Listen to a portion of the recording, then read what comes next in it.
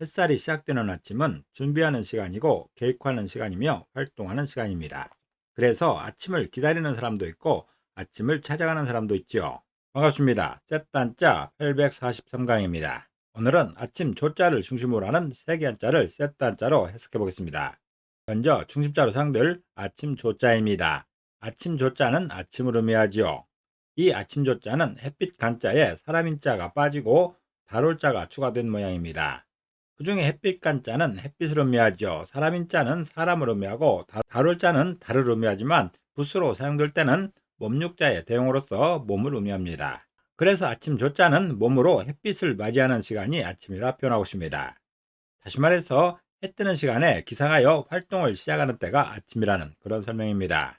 온몸으로 햇빛을 맞이하며 기운을 받는 그 시간이 아침입니다. 아침 조자는 몸으로 햇빛을 맞이하는 시간이 아침이라 표현하고 있습니다. 다시 말해서 해 뜨는 시간에 기상하여 활동을 시작하는 때가 아침이라는 그런 설명입니다. 사용 단어로서는 조조모모가 있습니다. 조조모모는 매일 아침과 매일 저녁이란 뜻이죠. 언제나 변함이 없음을 이루는 말입니다. 그리고 조관이나 조찬이라 할 때 아침 조자가 사용되고 있습니다. 중심자인 아침 조자에 또 하나의 부수를 추가할 때마다 또 다른 한자를 만날 수 있습니다. 이것이 바로 셋단자입니다. 아침 조자가 사용된 첫 번째 관련자는 사당묘자입니다. 사당묘자는 사당을 의미하지요. 사당이라는 것은 조상의 신주, 즉 유패를 모셔놓는 집입니다.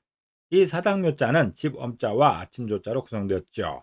그 중에 집엄자는 집을 의미하고 아침조자는 아침을 의미합니다. 그래서 사당묘자는 아침마다 문안 드리는 집이 사당이라 표현하고 있습니다. 다시 말해서 사당에 가서 조상에게 문안을 드리는 그 시간이 아침이라는 것이죠. 현대인들 중에 아침마다 사당에 가서 문안 드리는 사람은 없습니다. 그렇지만 과거의 선비들은 이런 전통이 있었지요. 아침에 기상을 하면 제일 먼저 해야 될 일이 사당에 가서 조상들께 문안을 드리는 일입니다. 아침마다 문안 드리는 집이 사당이라 표현하고 있습니다. 다시 말해서 사당에 가서 조상에게 문안을 드리는 시간이 있는데 그때가 아침이라는 그런 설명입니다. 하루 일과 중에 가장 먼저 해야 될 일이라는 그런 설명인 것이죠. 사용 단어로서는 낭묘지기가 있습니다. 낭묘지기는 천하의 정무를 맡아볼 만한 큰 인물이란 뜻이죠.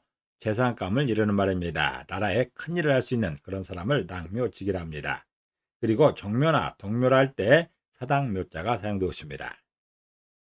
두 번째 관련자는 밀물조자입니다. 밀물조자는 밀물을 의미하고 조수를 의미하기도 합니다. 조수라는 것은 주기적으로 높아졌다, 낮아졌다 하는 바닷물을 이루는 말이죠.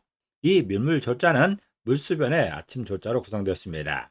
그 중에 물수변은 물을 의미하는데 물 중에서도 흐르는 물로 해석합니다. 그리고 아침 조자는 아침을 의미하지요.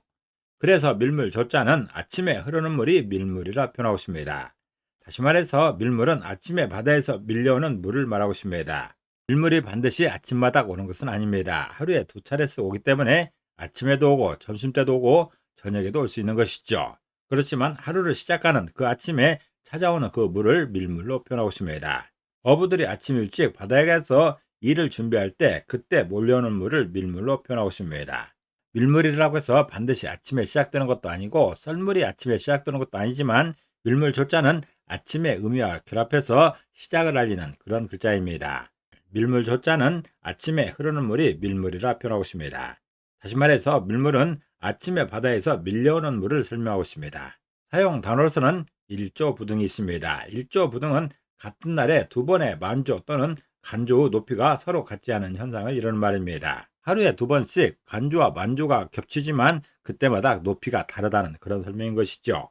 그리고 간조나 만조라 할 때 밀물 조자가 사용되고 있습니다. 아침 조자가 사용된 세 번째 관련자는 비웃을 조자입니다. 비웃을 조자는 비웃다는 뜻이죠. 조롱을 의미하고 있습니다. 비웃다라는 것은 얕잡거나 업신여기는 것을 말하고 있습니다. 이 비웃을 조자는 입구자와 아침 조자로 구성되었죠. 그 중에 입구자는 입을 의미하는데 입의 기능 중에서도 말하는 기능으로 해석합니다. 그리고 아침 조자는 아침을 의미하지요. 그래서 비웃을 조자는 아침에 하는 말이 비웃음이라 표현하고 있습니다. 다시 말해서 하루 중에 처음 만났을 때 초면에 보이는 그 태도가 비웃음으로 오해하기 쉽다라는 것이죠. 낮에는 그 사람을 몇 번 만났기 때문에 이미 익숙해져 있어서 상황을 파악할 수 있지만 아침에는 오해하기가 쉽다라는 그런 설명입니다. 그래서 반드시 아침에는 보다 정중하게 인사할 필요가 있습니다. 하루 중에 처음 만나는 그 아침의 인사가 중요하다는 그런 설명입니다. 처음 봤을 때 태도가 이상하면 오해하기 십상이라는 그런 설명인 것이죠.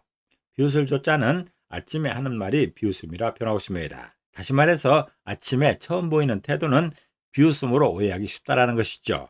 그래서 보다 정중해야 될 필요가 있는 것입니다. 사용 단어로서는 중조군휴가 있습니다. 중조군휴는 여러 사람이 조롱을 하면서 이러쿵저러쿵 짓거린다는 말입니다.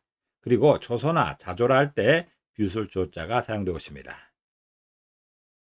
오늘은 셋단자 843강으로서 아침 조자를 중심으로 하는 세개 한자를 셋단자로 해석해 봤습니다. 오늘 배운 것을 다시 한번 요약하겠습니다.